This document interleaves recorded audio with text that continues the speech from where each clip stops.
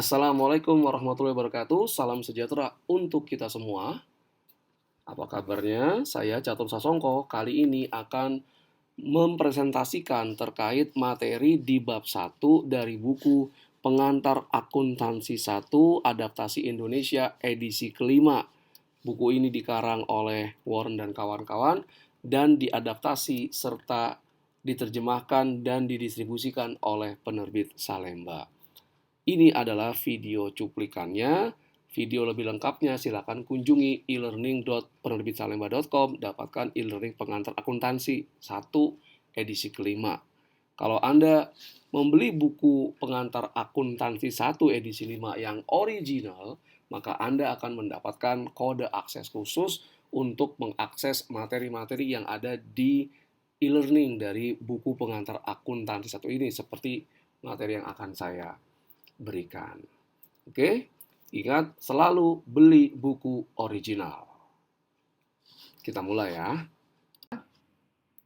Jadi dalam akuntansi itu ada sebuah persamaan di mana aset itu sama dengan liabilitas ditambah ekuitas pemilik. Aset itu apa? Aset adalah sumber daya yang dimiliki oleh perusahaan, misalnya kas yang ada di perusahaan, tanah, persediaan, kendaraan perusahaan. Kemudian aset ini didanai dari mana? Liabilitas ini adalah klaim atas aset oleh kreditor. Jadi sebagian aset diperoleh dengan cara misalnya berhutang kepada institusi keuangan, kemudian uang dari utang tersebut dibelikan aset. Nah, kemudian aset ini juga bisa didanai oleh ekuitas pemilik. Ini oleh pemilik dari perusahaan. Nah, ya. Jadi aset itu investasi perusahaan, kemudian dia didanai oleh pihak ketiga, liabilitas oleh kreditor dan pemilik perusahaan melalui ekuitas pemilik. Nah, persamaan akuntansi ini digunakan untuk mencatat transaksi yang terjadi di perusahaan. Nah, tidak semua aktivitas atau kegiatan yang dilakukan perusahaan itu dapat dicatatkan dan dilaporkan dalam laporan keuangan. Nah, yang dicatat dan dilaporkan itu adalah transaksi bisnis, adalah kondisi atau peristiwa ekonomi yang secara langsung mengubah kondisi keuangan entitas atau hasil operasinya, misalnya membayar tagihan bulanan. Jadi transaksi gampangnya adalah kegiatan atau aktivitas yang merubah aset, liabilitas, dan ekuitas. Merubah di sini berarti yang menambah atau mengurangi. Jadi kalau ada misalnya perusahaan membeli perlengkapan kantor secara tunai, nah itu transaksi karena dengan perusahaan membeli perlengkapan kantor menggunakan uang kas perusahaan adalah aset dia berkurang. Tapi kemudian aset perusahaan juga bertambah karena adanya perlengkapan kantor yang merupakan bagian dari aset. Atau misalnya perusahaan berhutang ke bank, dapat uang, uang adalah aset, kemudian asal dari mana? Dari utang bank, itu berarti liabilitas. Nah, seluruh transaksi bisnis dapat dinyatakan dengan perubahan dalam elemen persamaan akuntansi. Ya tadi ya, ada yang menambah atau mengurangi aset, menambah atau mengurangi liabilitas, menambah atau mengurangi ekuitas pemilik. Berikutnya, saya akan menjelaskan tentang pencatatan transaksi bisnis menggunakan persamaan akuntansi, ya, ilustrasinya. Nah, anggap pada 1 November 2003, Christina memulai usahanya yang dikenal sebagai Solusinet. Setiap transaksi yang terjadi selama November 2023 pada Solusinet dicatat dalam persamaan akuntansi. Nah, yang pertama adalah transaksi A. Nah, di transaksi A, pada 1 November 2003, Christina membuka rekening di bank atas nama Solusinet dengan setoran awal 25 juta rupiah. Nah, ini transaksi karena dia merubah elemen yang ada di persamaan akuntansi.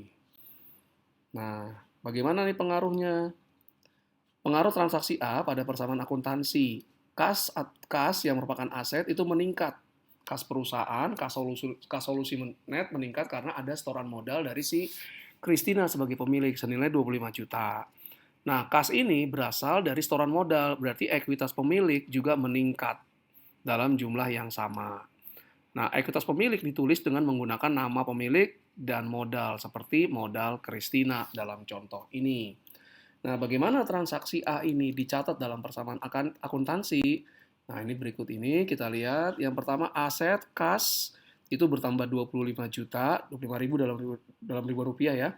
Dan ekuitas pemilik itu 25 juta juga. Nah, setelah transaksi ini kita catat, sisi kanan, sisi kiri aset dan sisi kanan ekuitas pemilik plus liabilitas itu harus sama. Nah, ini sama nih ya atau balance. Aset 25 juta, ekuitas pemilik 25 juta. Lanjut ke transaksi B. Tanggal 5 November 2000Y3, Solusinet membayar sebesar 20 juta rupiah untuk pembelian tanah. Jadi di tanggal 5 November ini, Solusinet membeli tanah seharga 20 juta rupiah dibayarkan tunai. Nah, apa dampak transaksi B ini pada persamaan akuntansi Solusinet? Yang pertama, pembelian tanah mengubah susunan aset tetapi tidak mengubah jumlah aset. Asetnya tetap 25 juta rupiah. Jadi total aset tetap 25 juta rupiah, tapi susunan asetnya sekarang berubah. Nah, pos dalam persamaan akuntansi sebelumnya dan pengaruh dari transaksi B diperlihatkan pada slide berikutnya. Nah, kita lihat sekarang ya. Jadi kalau kita lihat sebetulnya sebelum transaksi B, asetnya sebesar 25 juta rupiah itu berupa kas saja. Kemudian ekuitasnya modal Christina juga 25 juta rupiah. Transaksi B di sini total aset tetap 25 juta rupiah. Total modal juga tidak berubah. Tetapi sekarang asetnya 25 juta, susunannya berbeda. Yang pertama, kasnya berkurang 20 juta atas transaksi B karena beli tanah, maka saldo kasnya setelah transaksi B dibukukan di persamaan akuntansi tinggal 5 juta rupiah. Tapi kemudian perusahaan memperoleh aset baru berupa tanah senilai 20 juta rupiah. Jadi jumlah asetnya tetap 25 juta rupiah, tidak berubah setelah transaksi B, tapi hanya susunan asetnya sekarang yang berubah. Ada kas 5 juta rupiah dan tanah 20 juta rupiah. Sedangkan modal pemilik tidak berubah, tetap 25 juta rupiah. Lanjut ke transaksi C, 10 November 2000 YE. Solusinet membeli perlengkapan kantor seharga 1.350.000 rupiah dan berjanji akan membayarkannya di kemudian hari. Nah, jadi Solusinet beli perlengkapan, harga dari perlengkapan yang dibeli adalah 1.350.000 rupiah dan akan dibayarkan di kemudian hari. Nah, bagaimana dampak transaksi C ini pada persamaan akuntansi Solusinet? Berikut ini adalah dampak transaksi C pada persamaan akuntansi Solusinet. Yang pertama, ini adalah jenis transaksi yang disebut dengan pembelian secara kredit tidak tunai. Jadi beli perlengkapan Solusinet, tapi dia tidak bayar saat itu juga. Nah, itu adalah pembelian secara kredit tidak tunai. Nah, kemudian karena beli dia tidak tunai, maka muncul liabilitas. Karena pembelian secara kredit disebut akunnya adalah utang usaha. Nah, jadi kalau kita beli secara tunai, kita keluar uang nih perusahaan. Kalau beli secara kredit, maka saat pembelian itu kita dapat asetnya, tapi kita tidak keluar uang. Uang kas perusahaan tidak berkurang, tapi muncul liabilitas berupa utang usaha, account payable. Nah, utang usaha ini nanti kemudian hari harus dibayar oleh Solusinet saat jatuh tempo. Nah, apa pengaruh transaksi ini?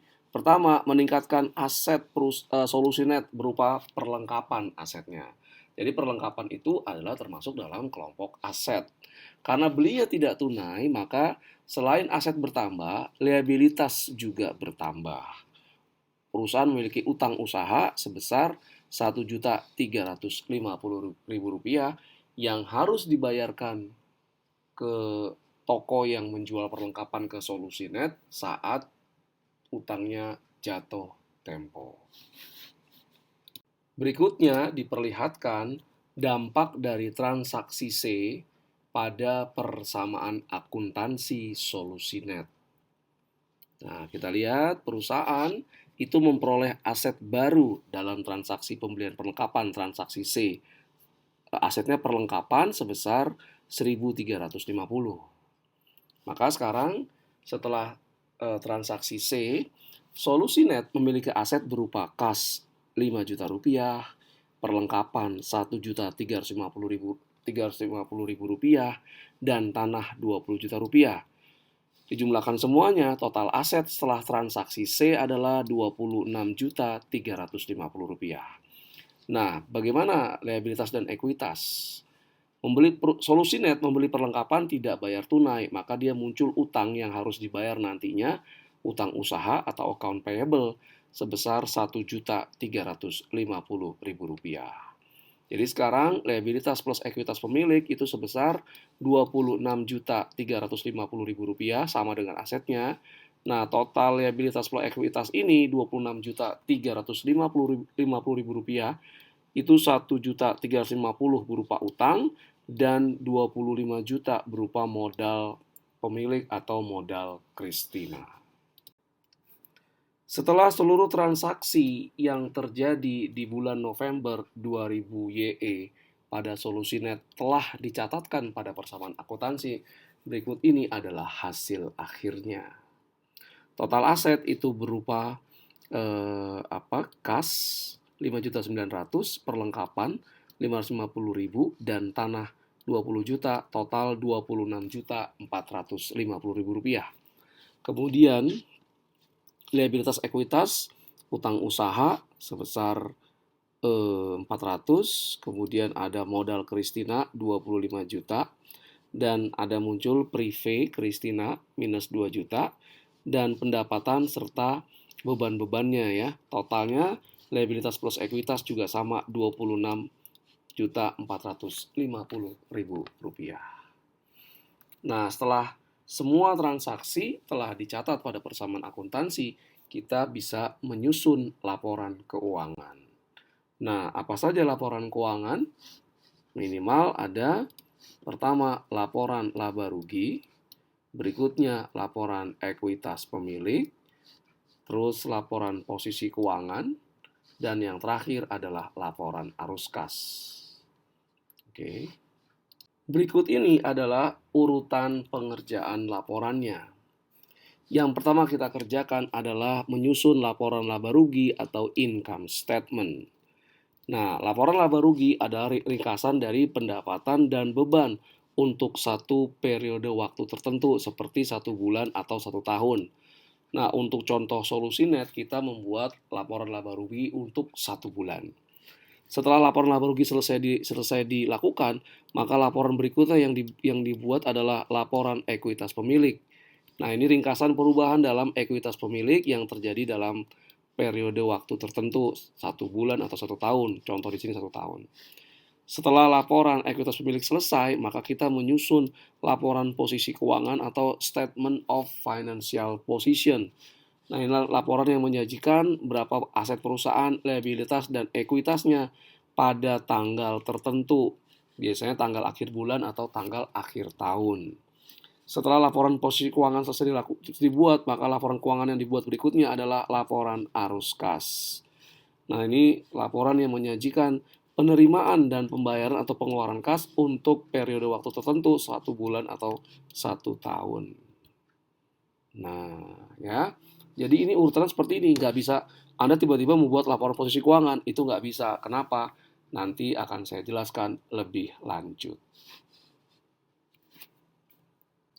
Dengan demikian berakhir sudah pembahasan terkait dengan persamaan akuntansi dan laporan keuangan yang merupakan materi pada bab 1 dari buku pengantar akuntansi Warren, buku pengantar akuntansi 1 edisi 5, karangan Warren dan kawan-kawan yang diadaptasi dan diterjemahkan serta diterbitkan oleh penerbit Salemba 4. Jangan lupa untuk mengunjungi e-learning.penerbitsalemba.com, cari e-learning pengantar akuntansi 1 Warren edisi ke-5. Dapatkan video pembelajaran lainnya beserta soal-soal dan pembahasan yang Anda dapat pelajari secara daring. Oke, terima kasih atas segala perhatiannya. Mohon maaf jika ada kekurangan. Assalamualaikum warahmatullahi wabarakatuh.